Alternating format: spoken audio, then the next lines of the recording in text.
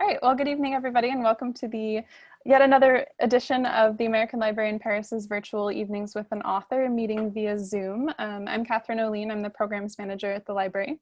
I just wanted to begin by telling you a little bit about the American Library in Paris. For those of you who may not know us, I think a lot of you are joining from the States, which is really wonderful to see. So maybe you'll be able to visit us in the future. But we're the largest English language lending library on the European continent. We are also an independent nonprofit, meaning we don't receive assistance or funding from either the US or the French governments. We're also 100 years old this year, so this is our centennial. We turned 100, what was it, on May 20th exactly, so we just celebrated our birthday in confinement, but we've had all sorts of occasions to continue to celebrate the history of the library, even though we're not able to gather in person. We've been hosting these virtual programs for a couple of months now. We're doing these public events that are the Evenings with an Author, and we also have a number of events that are for members only. So those are more workshops and writing workshops, movement workshops, art workshops, a variety of things. And if you're interested in attending future events, please just keep an eye on our website, on our Facebook page, and on our e-newsletter, eLibris. Okay, there's a couple more people I'm going to add here. Okay, great. So this evening, we are very happy to be joined by Mark Mayer. He has an MFA from the Iowa Writers Workshop and a PhD from the University of Denver. His first book, entitled AERIALISTS, is a collection of short stories published by Bloomsbury in 2019. He gave us a reading from this book in April 2019 at the library, and it was a fantastic event. I think I went on and on in my introduction about how much I loved that book, and although it's not the focus of this evening's talk, that has not changed. I still highly recommend the wonderful book by Mark. So it also won the Michener-Copernicus Prize, and I've just heard that it was also shortlisted extremely recently for the William Saroyan Prize. Mark has had other stories published in American Short Fiction, the Kenyon Review, Guernica, and the Iowa Review. And he's now assistant professor of fiction writing at the University of Memphis MFA program. So please join me in welcoming Mark Mayer. Thank you. All right. Well, thank you so much, Catherine. I'm happy to be here. Thank you all for tuning into this. I'm happy you're here. It's this strange word here that I want to turn to in a second. But before I get going, I just wanted to acknowledge the context that we're here having this very indoor conversation about fiction writing and deixis, which is this obscure linguistic term I'm going to introduce for words like here, while outside another very important conversation is happening.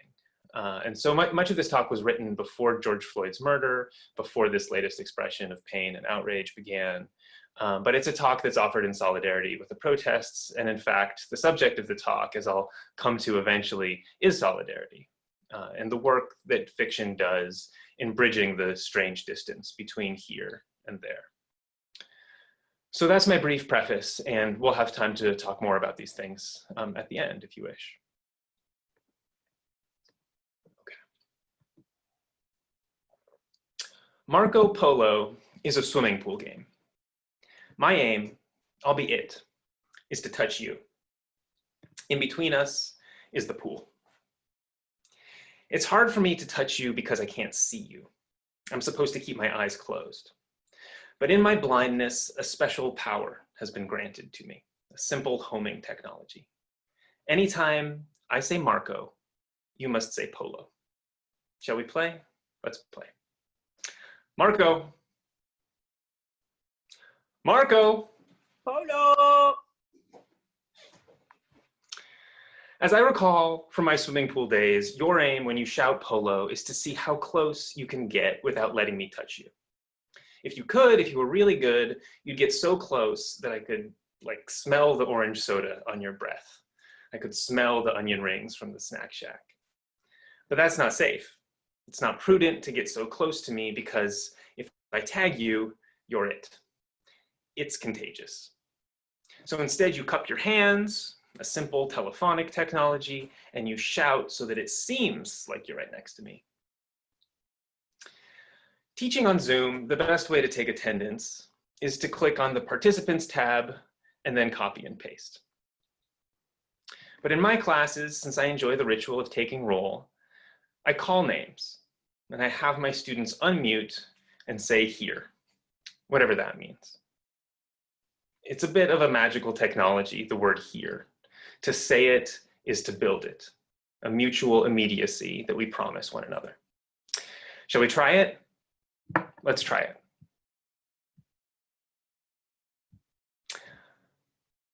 it. Jacqueline. Jim. Here. So I take attendance, they say here, and then I flick my students in the face, all around the bingo board. Just kidding. Marco. Photo. Wildly in your direction. I lunge forward, wheeling both my arms in a kind of standing butterfly stroke. But you aren't there. You've already kick-stroked backwards or swooped underneath me, or you weren't there in the first place. I splash headfirst into the water, my nose barking in pain from all the hard, chlorinated pool it swallowed. But it was a trick. You weren't where I thought you were. Somehow you threw your voice. The subject of my talk tonight, or this morning, here in my bedroom, is distance. Distance for writers, distance in the literary imagination, in the reign of Zoom. You are writers, you know the job.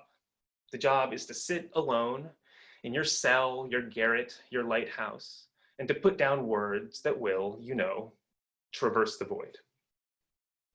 On the other side of the void, maybe on the other side of a cold black ocean, is the reader. You have your lighthouse, they have their booklight. And you both have the magical technology we've mentioned, language. Like Zoom, it's a technology that only works across distance. So how would you like to use your tech? You could, of course, tell the reader how things are in the lighthouse. You could show them the view, how the foam rears up and explodes against the rocks. You could introduce them to the gulls you've named, Gravlocks and Benny. You don't get to host too often at the lighthouse.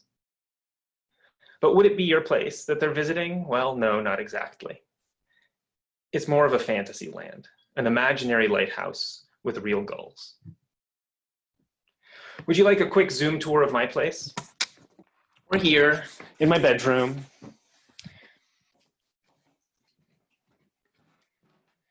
My standing desk is this dresser, this old dresser. I have a yoga mat to stand on. What's the sort of garden tour, the Zoom tour at your place? Here, of course, the main attraction is the rabbits. They're down there. And my wife is here too. She's in her office. In fact, she's both here in the apartment and here in the Zoom room. So where is this here that allows us to meet? It's a place composed of radio waves from our Wi-Fi devices and the Zoom servers that we've dialed into, the fiber optic cables that get us there, the auspices of the American Library in Paris, the insulated space of our various rooms. The word here is what linguists call a deictic. It's a word whose meaning shifts depending on how you point it. What here is depends on where we say it. Deictic. Let's type deictic into the chat. So I can get there.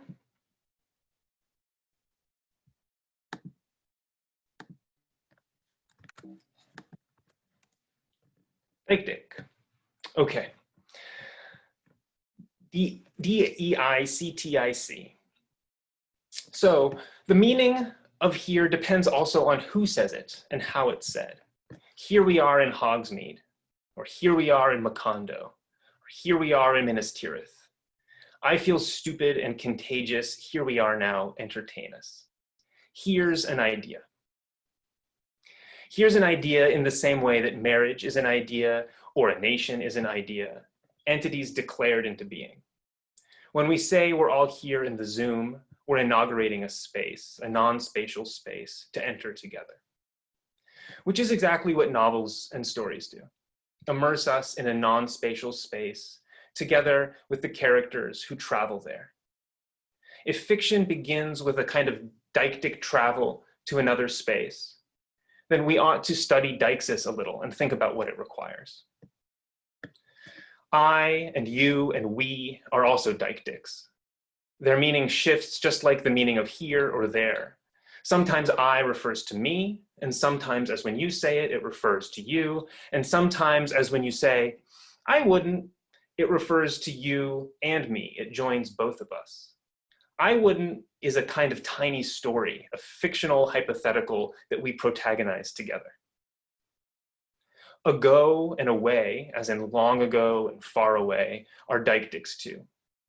And while it's true the literal meaning of ago and away depends on the coordinates of here and now, the narrative imagination doesn't need to set the ruler and trace the line from here to there, from now to then, in order to know where to be transported to. How long ago and how far away is long ago and far away, it doesn't matter. In 1870, in a time when most historians and classicists believed the Iliad to be a fable, a wealthy German archaeologist named Heinrich Schliemann dug up Troy. He found it. So now we know that the Trojan War took place at 39 degrees, 57 minutes, 27 seconds north, and 26 degrees, 14 minutes, 20 seconds east from about 1250 to 1225 BC. Does the Iliad cease then to be a fable? Ago and away are provocations to fantasy, but so too is the word here. The narrative irrelevance of the coordinates of Troy applies to the coordinates of here and now as well. In order to be here together in this hypothetical lighthouse I've invented, as much as here together in the apartment I showed you, we have to fantasize it. Deictic comes from a Greek word meaning showable. Adeiktos means invisible, but weirdly, deiktos doesn't mean visible. It means capable of proof. The speaker of a deictic must show us the time and place and person to which it refers. And this show is the show of show don't tell. When we teach show don't tell, we're teaching deictic proof, the method of establishing a here or a way, way over there by offering up sensory proofs of that space. But consider what it implies that deixis means not proven, but capable of being proven. Not shown, but capable of being shown. Something that's already seen is not capable of being shown. In other words, narrative must begin in a kind of invisibility. Even for a story that's set right here, the first act of narrative is to invoke a distance that requires proof. Are you still there? Have I lost you? Do I need to reset my connection? Let's come at this another way. Try this. Imagine out your window is a road. Your eye follows the road as it leads away from the city, leaving the market stalls behind. The road passes alongside a river, then diverges through a woods. Looking beyond the woods, you can no longer discern a road, just a path which climbs high into the hills. Beyond those mountains are further mountains, and beyond them, a strange rose light. Picture the mountains. You can see them at least as well as you could imagine the markets of your own city. You can see the cold granite, the bands of ice, the eagle's nests. And look at the strange rose light. And look at the strange rose light reflected in the eagle's eye. I hope you notice something both obvious and mysterious. The imagination wants to see far, and the farther the imagination reaches, the more it seems able to discover. Another way to think about what we're thinking about tonight or this morning, and those are deictics too, is to ask why imagination works in this way. What is it about the strange rose light that grabs the eye? Why does distance draw imagery into the mind? The kind of visibility that comes into mental focus when we move beyond the limits of vision into the farther and farthest distance. This is the kind of vision on which fiction writing relies. And it has something to do, I think, with desire. You want to keep watching that rose light cast up over those mountains. You want to go farther, to settle your eye on a village beyond the mountains, nestled on the base of the far slopes. And there you want to see what stones the streets are paved with, and what brocade they stitch into their bridal sashes, and what animal is stamped into the silver pin that the mayor wears in his hatband. You want to hear the music. You want to smell the spicy smoke. Writers are told to become the character, to enter into the rooms of the narrative, so that we can give a full sensory accounting of the imagined world. We're told to follow the mayor of the distant village through the thick plank door into his house, observe how he spins his hat once in his hands to dust the brim before he hangs it beneath the mounted saber. For mysterious reasons, it's easier to project yourself into his dark hallway beyond the mountains than into your own mayor's house across town. The farther we look, the sharper our eyes. So, advice for writers, here we go. Maybe you'll feel like I've given you something from my coordinates to yours. If you're writing about a fight at a gas station, even if it's a fight that you saw at a gas station by your house in your zip code, imagine the gas station is 10,000 miles away. If you're writing about a bingo game, a fundraiser at the Jewish Community Center, your Jewish Community Center, well, place the JCC 10,000 miles away on the other side of some untraversable mental expanse. And mysteriously but surely, it will come into focus. Take a second to try it, to see the JCC, okay? The bingo game is in the big room where the kids do their plays. The backdrops they painted for the last play are propped up against each other. They're leaning into the wall. The frontmost painting is kind of a vaguely jungly slab of colors. There's an old iPod dock with nothing plugged into it there. From outside come the sounds from the JCC swimming pool where the kids are playing. Marco. Oh no.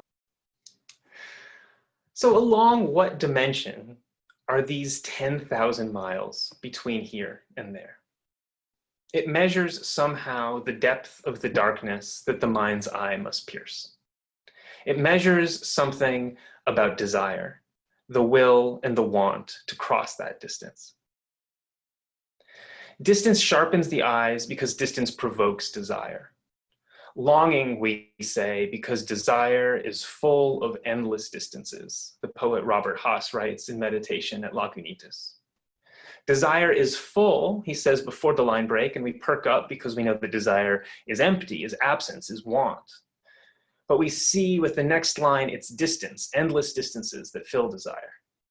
Desire, the desires worth writing poems about, are not hollow, they're scaffolded internally, held open by distance. Longing requires some length. No snickering. There's a strong case to make that longing is the first verb in the English canon. I mean that literally. It's the first verb in the first independent clause of the Canterbury Tales. The prologue opens with a long subordinate clause that describes the coming of spring. One that April with his surest suit, the draught of March has pierced to the root. But the first independent clause comes on the poem's 12th line, when April is here and spring has sprung, then longin' folk to goon on pilgrimages. Then longin' folk to goon on pilgrimages. You could make, I think, a strong case that English literature begins here, with folk longing to go on pilgrimages.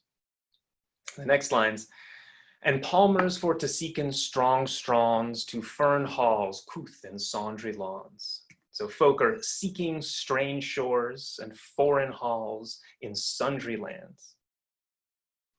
But in spite of the talk of strange shores and faraway halls, Chaucer's pilgrims are only going from Suffolk to Canterbury, about 4 days' walk. So the longin' is full of endless distances, but the destination is far less remote. This literary distance longs along an interior axis. The mileage is as trivial as those few steps between Achilles and the tortoise in Zeno's paradox. And you remember how this goes, right? Achilles can never catch up with the tortoise because in the interval, the tortoise moves ahead again.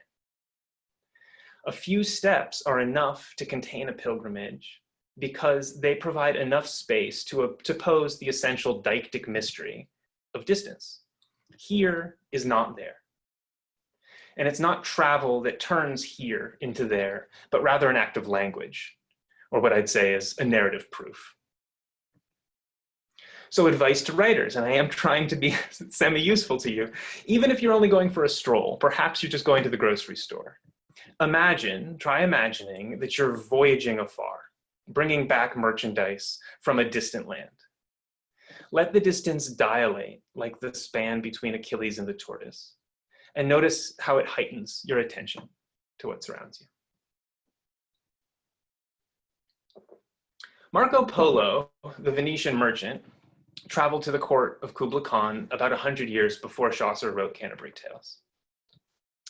Like the other epic travelers of the era, Ibn Battuta and Benjamin Mitadula, Marco Polo measured distances in days. The great city of Baudos, anciently called Babylon, he says, is 17 days on a winding river from the Sea of India. Kamandu, as he calls the city, is 5 days' journey once one descends the Himalaya. Marco Polo's roughly measured distances, I've read, turn out to be roughly accurate, though how long a day is in miles, I can't tell you. Marco Polo's house, when he returned to Venice and began telling guests tales from across the distances he traveled, naming the foreign halls and unheard of shores, quickly came to be known as Court of Millions. The Court of Millions. As if millions of miles had been condensed here, a house full of, run through with, endless distances. Perhaps because of Jesus's wanderings, many of the distances in Marco Polo's travels are described as 40 days long. So it is, according to Marco Polo, 40 days journey across the Gobi Desert from Azina to Karakoram, and 40 days journey upon leaving Karakoram through the plain of Bargu to the Northern Ocean. And it's 40 days across the Belloro region to Kashgar. The Italian word, very good, someone says in the comments, right? The Italian word for a period of 40 days is quarantina, quarantine. We get the word in the sense that we use it today from Italian. So how does distance live in a quarantine? Quarantine is a place and a time. It's a place defined by a duration. It's a time of delimited space. When we say we are in quarantine, the thing we are in is short along the X, Y, and Z axes, and very long, perhaps 40 days long, along the axis of time. Marco Polo didn't write his travelogue during his travels. 3 years after his return from the East, Marco Polo and 7,000 other Venetians were taken prisoner in a short war with the Genoese. During his imprisonment over several months, Marco Polo dictated the stories of his travels to a fellow inmate. By all accounts, his imprisonment, a few quarantinas long, was a very productive time. According to one biographer, quote, Marco didn't merely survive in jail, he thrived, metamorphosing into a middle-aged male Scheherazade. So how's your quarantine going? Are you getting any writing projects done? There's a Calvin and Hobbes comic I show my students where Calvin builds a time machine so that instead of writing the story he's been assigned, he can go to the future and simply retrieve the story that his future self will have already written. Except, of course, future Calvin hasn't written the thing either. So eventually 6 p.m. Calvin and 8 p.m. Calvin decide it's really 7 p.m. Calvin's fault, and they time travel to 7 p.m. to tell him what for. And soon all 3 of them are fighting. So that, I tell students, is the writing process. Writing is a way of collaborating with yourself and fighting with yourself across time. You write something today knowing that your future self will shred it. But over enough time, something emerges that's smarter than any single Calvin. It's a process that requires only enough X, Y, and Z space for a desk, but a very long dimension of time. So I see you at your desks. Where's the manuscript? In 1936, Walter Benjamin wrote two essays that maybe can't be fully understood unless they're read together. One is a dark and foreboding essay on the Russian author Nikolai Leskov, in which Benjamin claims, not that the short story is dead or that the novel is dead. I think we're somewhat used to critics making such proclamations. But that experience itself is turning into something that the story can no longer relay. He says, it's as if something that seemed inalienable to us, the securest among our possessions, were taken from us. The ability to exchange experiences. The other essay is Benjamin's most famous, The Work of Art in the Age of its Technological Reproducibility, which argues that the ability to make mechanical mass-produced copies of works of art robs artwork of its aura of authenticity. So what do these two losses, the lost exchange of experience and the lost aura of the work of art, have to do with each other? In the first essay, The Storyteller, Benjamin says there's two tribes of storyteller, right? There's those who are emblematized by the trader who, like Marco Polo, brings tales from afar, and those represented by the resident tiller of soil, who shares the local legends. What the seafaring trader and the resident farmer have in common, of course, is distance. The trader's memory traverses physical distance, and the farmer's traverses the axis of time, both of them carrying lore here into the moment of oration. Then the storyteller, in both cases, has to practice the art of deixis. The seafaring trader, resting atop a wine barrel, must take the gathered dock workers from here to there. And the farmer, leaning into his fence post, must take the passerby from now to once upon a time. It doesn't matter how few real miles the trader has traveled. Without distance, there can be no tale. The problem, Benjamin's second essay fears, is that distance is under threat. He says even the most perfect reproduction of a work of art is lacking in one element: its presence in time and space, its unique existence at the place where it happens to be. Let's have that again. The copy, he says, fails to be where it happens to be. So forgive me for going all the way to Walter Benjamin to establish that this isn't you. You knew that already. But he reminds us of what's at stake. His word aura reminds us that the here-ness of here and the now-ness of now are spiritual qualia, fragile, invisible, built of language and intuition. Reminds us that the deictic distance that stories travel from here to there require a here and a there that feel authentically distinct in spirit. What is aura actually, he writes elsewhere? A strange weave of space and time, the unique appearance or semblance of distance, no matter how close it may be. What we have here is the opposite, a semblance of closeness, no matter how distant you may be. Invisible Cities, Italo Calvino's novel, begins with the realization that the Mongol Empire, which reached from Europe to the Sea of Japan, from the Himalaya to the Arctic, was so vast and Kublai Khan's technologies of transport so limited that the Khan could never see, much less reign over, his empire. The emperor can't know his own domains, though he does own them. So he owns them and he owns with them a melancholy, that his empire, the greatest and the vastest the world has ever seen, is an invisible thing.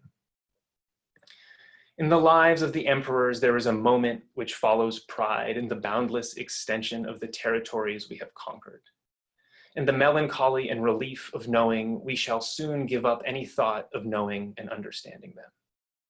There is an emptiness that comes over us at the evenings, with the odor of the elephants after the rain and the sandalwood ashes growing cold in the braziers. Only in Marco Polo's accounts was Kublai Khan able to discern through the walls and towers destined to crumble the tracery of a pattern so subtle it could escape the termites gnawing. Those are the opening words of the novel. No one knows why Marco Polo, the swimming pool game, is called Marco Polo. Children have, I think, a mean instinct for names, but they don't leave us notes. Marco Polo might just be a good name for call and response. But I like to imagine that the blindness at the center of the game is the great Khan's blindness, and that Marco Polo is the metonym for what travels that blindness, what traverses it, the echolocation in the dark. Kublai Khan does not necessarily Kublai Khan does not necessarily believe everything Marco Polo says Invisible Cities begins. But he listens to the young Venetian with greater attention and curiosity than he shows any other messenger or explorer of his. Because he is not looking for the truth, but something else, a subtler pattern. Imagine instead Kublai Khan on Google Street View, observing his domain in Street View's stitched together panoramas. Caravans unloading ginger and cotton in Kyrgyz, boats docked in Tatabi. What would be gained and what would be lost? So here, I'll put this in the chat too, is a bit of the former Mongol Empire on Google Street View. Take a second to open that up. So you can click your way down the narrow road through the Khan's grasslands, over the hills, across the steppes. You can steer around the eye of Google Street View in 360 degrees. You can take some measure of the vastness that extends around you. Looking downward, you can see the shadow of your vehicle and the weird all-seeing eyeball affixed on a small tower on the vehicle's roof. Google uses cameras without mechanical shutters to map one long, unblinking image.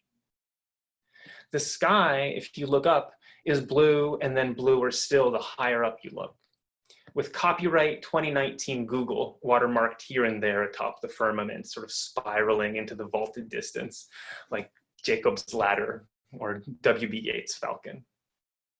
The one thing you cannot see is the vehicle itself, which is blurred out. Street View is farsighted, not myopic, but the opposite, hyperoptic, which means beyond the eye. Myopia makes sense, right? My ears, like my arms, can only reach so far. If I want to smell a flower, I lean close.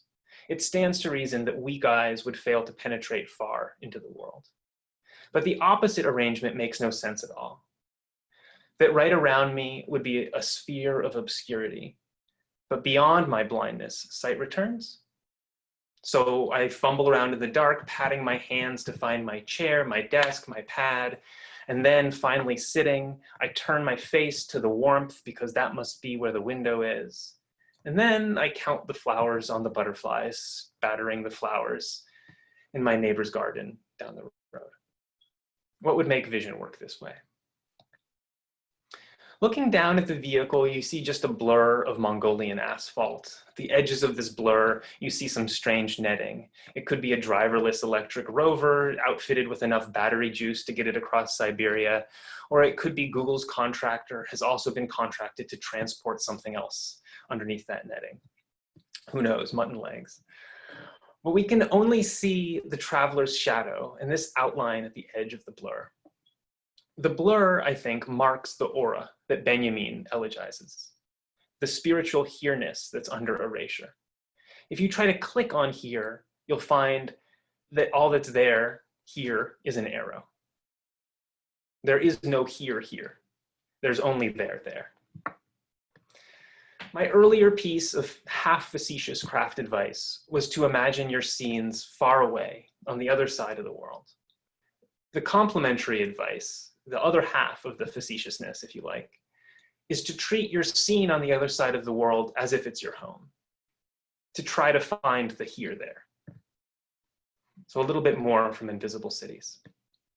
Dawn had broken when Marco Polo said, "Sire, I have now told you about all the cities I know. There is still one of which you never speak." Marco Polo bowed his head. "Venice," said the Khan. Marco Polo smiled. "What else do you believe I have been talking to you about?" The emperor did not turn a hair. "And yet, I have never heard you mention that name." When we play Marco Polo, is it I'm Marco, you're Polo? Or are we Marco Polo together? Does it take both of us, the scattered lot of us, to make one Marco Polo? Let's be real. If we're not writing well, it's not because of Zoom. And it's not because of aura problems. It's probably because we're homeschooling our kids and running their day camps and doing our jobs. And it's because we're scared, or we're sick, or we're in mourning. It's because 6 million people have this thing and 365,000 have died of it, and in place of leadership, often there's accusation. It's because Ahmaud Arbery was murdered and George Floyd was murdered and Breonna Taylor was murdered. 2020 citizenship asks us to witness, often in HD, this incalculable scattered death and violence. And moral citizenship means that those of us who are not sick or subjected to violence have to do the deictic work of empathy, the impossible but attempted travel to the aura, the here-ness and now-ness of your experience over there. I think what I'm saying today is, I want a technology for missing you better, not a technology for missing you less. A technology for feeling how far away you are. A technology of how long it's been and how long it's going to be. A technology that hides you from me, or that makes me have to do the work through memory and feeling to see you. A technology that provokes longing, which is to say pain, might do more to quell that pain than a technology that preempts longing.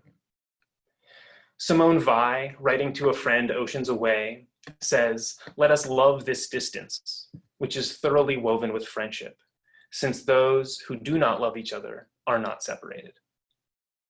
If that is true, that those who do not love each other are not separated, then the contrapositive is also true. When we feel our separation, we feel love. Rebecca Solnit, in whose book, A Field Guide to Getting Lost, I found the Weil quote, writes, "We treat desire as a problem to be solved, address what desire is for and focus on that something, how to acquire it, rather than on nature, on the nature and the sensation of desire. I wonder sometimes whether with a slight adjustment of perspective, it could be cherished as a sensation on its own terms, since it is as inherent to the human condition as blue is to distance." Solnit writes in a cycle of essays, each titled The Blue of Distance, that this blue is the blue at the farthest edge of what can be seen, that color of horizons, of mountain ranges, of anything far away. The color of that distance is the color of an emotion, the color of solitude and of desire, the color of over there seen from here, the color of where you are not, the color of where you can never go.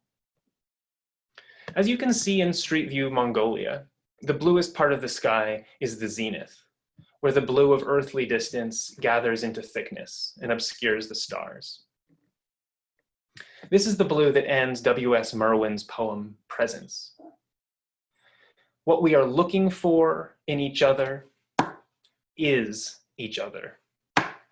The stars at noon, while the light worships its blind God. For Merwin, for Solnit, we look into the blue distance between us to feel the distance between us. But how does it feel, all of us staring up at the same Mongolian blue and seeing not the hiddenness of the stars at noon, but these constellations of Google copyright marks?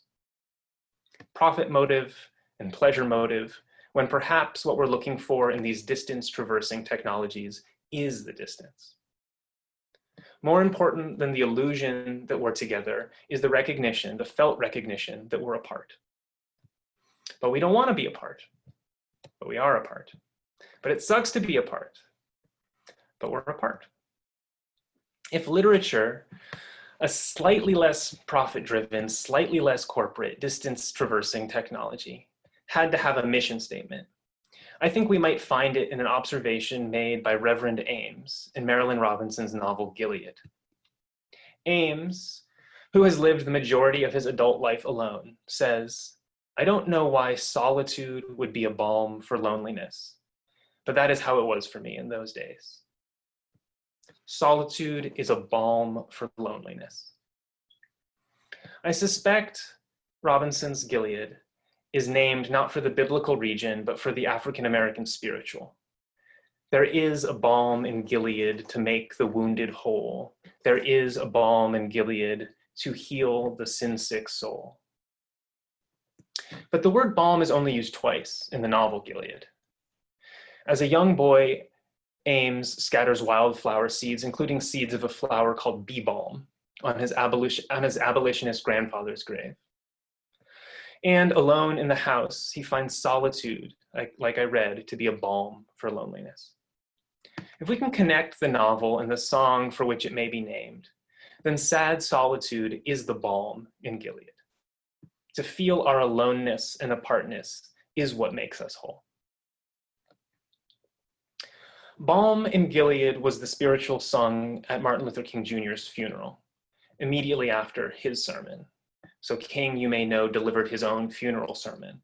It was a recording of his final sermon in which he seems on the eve of his assassination to eulogize himself. Every now and then I think about my own death and I think about my own funeral, and I don't think of it in a morbid sense. Every now and then I ask myself, what is it that I would want said?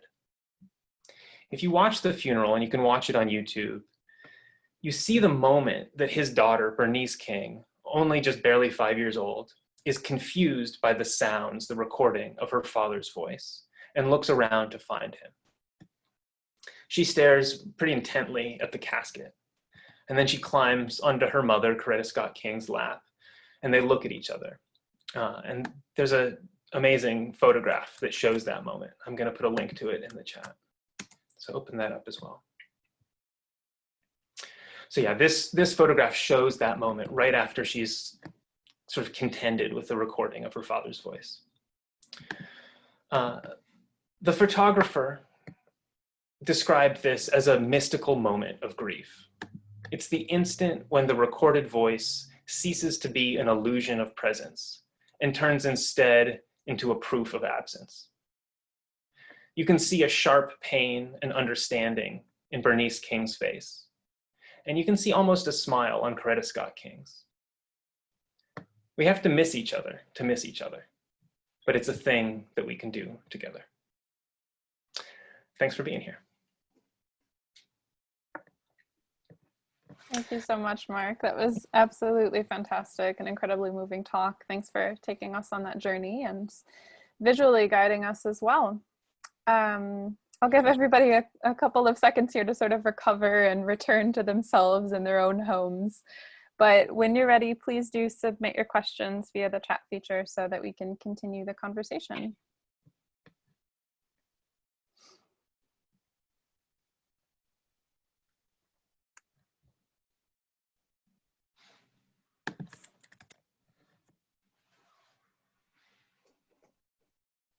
As we're waiting for people to type and finish their thoughts, Mark, I'll actually start with one of my own, if you don't mind. So we had talked about doing an event with you, and this was completely your own initiative. You took this opportunity to write this talk specifically for us, and I wanted to hear where the motivation or sort of inspiration came. I mean, obviously directly from confinement in some sense, but it seems that you've thought about these themes deeply. So tell us a bit about that. You know, this is the first time I've read, or, you know, it's all new writing, but I did some years ago teach a distance learning class through the International Writing Program, which is connected with the Iowa Writers Workshop. It's hosted in Iowa City. And they do a residency where they bring really amazing writers from all over the world there. And I got to meet a couple of those writers when I was a student in Iowa. But after that time, they asked me to do one of their online classes, a distance learning class. And I did one to Kirkuk, Iraq, and another to Somalia, Hargeisa, Somalia. And so I taught a class in Somalia on distance and the literary imagination. And we looked at the Robert Haas poem, Meditation in Lagunitas, that has that line, longing we say, because desire is run through with endless distances. We looked at The Blue of Distance, the Rebecca Solnit essay. We looked at Invisible Cities. So, you know, I've been thinking about this question for a long time, and I think it's part of what makes my imagination work the way it does. This thing of like setting the action on the other side of the mountains and having it come to life. That really is my practice. I'm not making that up. So I've been curious for a long time about why imagination works that way, how writing and teaching also can connect us across the distance. and what are the kind of internal dynamics of that? And of course, those are questions that took on a lot more kind of meaning and challenge during this last period of time, right? Absolutely.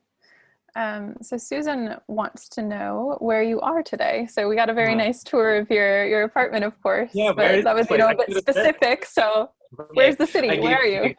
I gave you the exact coordinates of Troy, right? But I didn't tell you where I am. Yeah. I mean, it's total oversight, really, but it's sort of interesting that it's in some ways, it's like superfluous. It's totally ancillary to the point I was making. But here for me is Portland, Maine, 115 Sherman Street. And it's beautiful, you know, bright, but not too hot. So that's home for now. At the end of the summer, I'm moving to Memphis to begin a new position at the University of Memphis. So and maybe part of the reason these questions are so like urgent to me too is that I think it's kind of like the young, like writing life, chasing fellowships, getting different degrees, trying to figure out how to be an academic. You move around a lot. You know, I counted with my wife, Ashley, our second anniversary will be the end of August. And by that point, we will have received mail, I think at 8 different addresses in 2 years, which is really not, I mean, that's truly nomadic living. So maybe that's part also of why distance and transience are on my mind. Absolutely. Okay, so Jacqueline has the next question. She comments, lovely talk, and then writes, do you think that the lockdown will make an impact on fiction and the way stories will be told for all writers? I do, you know, I don't know what it will be, but, you know, I've seen people saying like, oops, I guess we were all writing period novels. We didn't know it, right? But all contemporary fiction like turns out to have been, you know, pre-COVID in a way. You know, it of course will affect fiction because the job of fiction is to think about experience and to look hard at the experience of experience. And that's a thing that is under duress, not just from the virus and not just from technology, but from, you know, many forces, and is changing in radical ways. And so, you know, I think the good news is that fiction is a highly adaptable, elastic thing. It can look like, it can take many different shapes. It can move in lots of different ways. But I'm eager to see the different ways that writers I admire speak to this time and try to figure out how to tell, you know, the story of 2020. I think there'll be lots of different answers. Right. Well, as we're waiting for any other questions to come in, I have another one of my own, which is, I wanted to address the sort of experimental or spontaneous portions of your talk. So I found it hilarious that, you know, you were doing the Marco Polo call after I had just very specifically said, you know, be good, keep your microphones off, stay on mute. And then there were sort of a couple people who were bold enough to say, I can participate, I can break the rules, he's inviting me to. And I just thought that was hilarious. I don't know if any of you have ever, you know, come across the work of Felix Gonzalez Torres in an art gallery where you're invited to take portions of his work, whether it's pieces of paper or actually candy in the gallery, and you sort of look around and you see the guard and you think, am I really allowed to do this? This feels so wrong. I wanted to know if you built that into the program. You know, did you know that I was going to really request everybody stay on mute, and then you'd sort of go against that and play with it?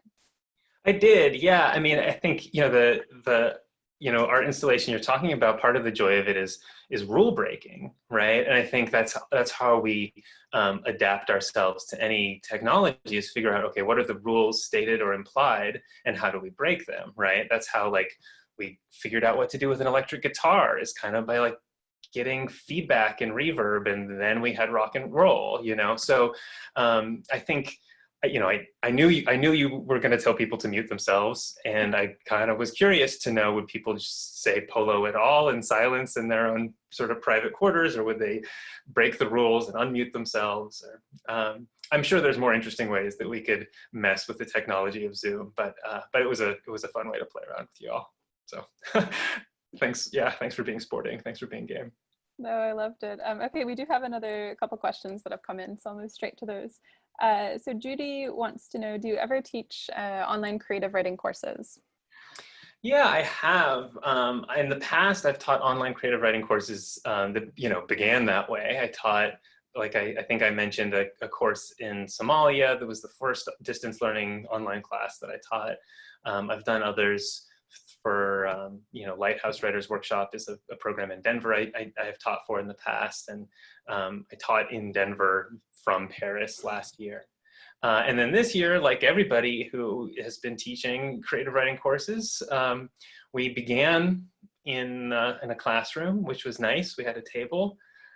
We got to hear paper rustling, and then with very short warning, we moved online, and I taught right here, exactly like this, on top of this dresser, on top of this yoga mat. So this is, I think in some ways, teaching creative writing online works better than teaching a lot of things online. It's not trying to do a chemistry lab. It's not trying to do a dance recital. The fundamental work of teaching creative writing is reading, writing, talking. And those are all things that we can do, but there's, without doubt, something is lost when you don't have that table, right? Just its own kind of important technology of solidarity, right? Bringing everybody together to mark up the same pages and pass them around. All right, the next question is from Kay, and she's writing, how do you remain motivated to write during this stressful time? Well, I think you have to actually be forgiving, right? Like the sort of premise of that question is interesting, right? That the stresses of this time win sometimes, and maybe it's not a fight between you and the stresses, that they can win, right? And that you have to motivate yourself and psych yourself up to not let them win. I mean, I think it's important not to get buried in anxiety and in depression, but I think it's also important to feel what's stressful and to be present with that and to attend to it. And it's actually, I think, through attention to the stresses that they transform into something other than stress. They transform into tragedy, right? Or they transform into grief. And by being really present with them and feeling what they mean to you, I think you actually move yourself into the place that wants to write about them, who wants to kind of bear witness in whatever way you do with your work. So that's how I approach it, right? Not by trying to shut it out. Though of course there's times when you need to turn off the news and moderate how much you kind of let into your brain. But by actually giving it attention, thinking about what it means, and then turning to the page. Okay, great. So Megan is also asking a question about sort of seeking writing advice. So she says, where do you see drawing the line in writing fiction between using one's imagination to describe the mayor's 10,000 miles away, or going to the grocery store as a trek across the continent, and using imagination to describe it versus doing online research with Google Street View, etc., to get details and accuracy in writing? Mm-hmm. Yeah, I mean, I know a ton of writers use Google Street View. Even at the, I was talking to a writer who had a very successful book that was, half of it was set in Paris, and she surely, could have gotten the grant to come from Chicago to Paris to do her research. But she said, why would I go? I have Google Street View. And in some ways it's more efficient, right? You can do all your research online. It's amazing what you can find. And so what role should that research play in your writing process? And this is maybe a little bit hard for me to describe, but in a way, the feeling that you get reaching across those 10,000 miles and seeing what asserts itself, what occurs to your attention, that's the same feeling you need to bring to your research. In other words, you're not trying to gather the facts of the matter, all of them, because they're what's real. It's what matters is what appeals to your literary attention. What are the things that gain a kind of felt salience, right? And have that allure, have that charm that sort of gives them that rose glow across the mountain range feeling. So sure, go on Street View, do the research, but as you do it, and one way to describe this is like research from the character's point of view. Think about like, what would the character be attracted to on this landscape, right? And that's, you know, that's a kind of little bit of a hippy-dippy approach, right? You have to kind of get into a certain creative mind space in order to ask yourself a question like that. But it's the more relevant question than like, okay, well, this is what should be on the street because it's what is on the street. The real thing is like, okay, what should be on the street because it's what the character would notice is on the street. And they're going to notice it because of something internal, something perhaps very mysterious, but still at the core of their character. For me in general, I think the way we reveal character is through attention. What are the things that stand out to the character's notice? So, yeah. All right, we'll take one final question from Susan that I see here. She says, I love that you use Calvin and Hobbes. Can you talk a moment about the storytelling genius of this comic strip? Oh my goodness. Yeah, I mean, well, Calvin and Hobbes, you know, is up there for me with the top formative texts of my whole life, you know, and it was probably the thing I read most as a kid there with, you know, Tolkien and, you know, Narnia, but you know, I probably reread those Calvin and Hobbes stories more often than I reread The Hobbit or Lion, the Witch, and the Wardrobe. And yeah, I would, you know, I knew exactly where the Calvin and Hobbes section was at the Boulder bookstore, and I would go and sit on the bench right in front of the comics, and you know, so I think it's really unmatched. I mean, there's other great comics, but for me, there isn't another that has the same kind of philosophical rigor and also sort of ironic sense of itself, and you know, it goes big and it cuts itself down to size. The art is really quite amazing. And the characters are totally timeless. So it was fun for me to get to revisit that strip, to talk to my students about it. Yeah, well, thank you so much again for your reading, and we'll give you a little silent round of applause here, maybe. Everybody's being very good and keeping their mics off. No, but thank you, Mark, for the presentation and all of your thoughts and your generous responses to the Q&A. It was fun. Sorry, I did want to really, really quickly, if you guys can stick around for just 1 second, I wanted to offer a little preview of some other events that the American Library is hosting in the next couple of weeks. Tomorrow we have a special virtual event. It's going to be called Dispatches from the Library, and our director, Audrey Chapuis, will be discussing sort of how the library has been dealing with confinement, as well as our phased reopening. You'll hear her perspectives, as well as I think there's a treat of a slideshow, which will show some really happy moments from curbside lending in terms of our patrons. So maybe some of you are on that slideshow, who knows? So that should be great. You can sign up on our homepage directly, and we'll send you the Zoom link.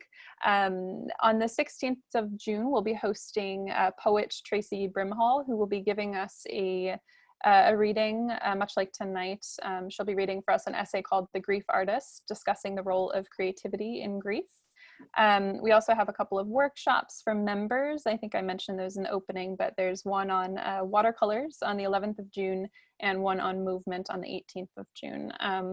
Also, just a final note, I know that this is a really tough time for everybody. It's a sensitive moment, and there are basically plenty of different causes to be thinking about and to be donating money towards, and I'm aware that, you know, we're all stretched in 1,000 different directions right now, but I did want to remind you that the American Library is a nonprofit, and we typically invite you in our physical events to donate 10 euros for an event like this. So if you're feeling like you'd like to give some money for tonight to support us, you can go and use the link that I sent out in our email, and yeah, show us some love that way. So thank you again, Mark. Thank you all of you for being here. All right, good night, everybody, or enjoy the rest of your day if you're in America or elsewhere. Goodbye.